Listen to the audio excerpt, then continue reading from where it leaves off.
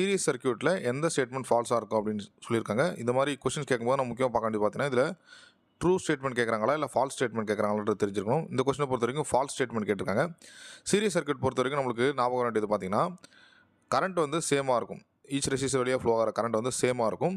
அதே மாதிரி பார்த்தீங்கன்னா, இந்த வோல்டேஜ் ட்ராப் அக்ராஸ் ரெசிஸ்டன்ஸ் எல்லாம் ஆட் பண்ணிங்கன்னா மொத்த வோல்டேஜ் அப்ளைடு வோல்டேஜும் அந்த வோல்டேஜ் ட்ராப் அக்ராஸ் ரெசிஸ்டரும் பார்த்தீங்கன்னா sum of the voltage drop across ரெசிஸ்டரும் பார்த்தீங்கன்னா சேமாக இருக்கும்.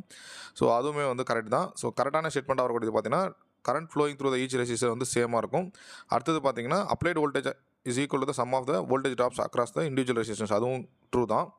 Resistors are additive. சீரியஸ் சர்க்யூட்டில் இருக்கும்போது பார்த்தீங்கன்னா ஈக்குவலன்ட் ரெசிஸ்டன்ஸ் நம்ம கண்டுபிடிக்கும் போது எல்லா ரெசிஸ்டர் வேலையும் நம்ம ஆட் பண்ணுவோம், அதுவும் ட்ரூ தான்.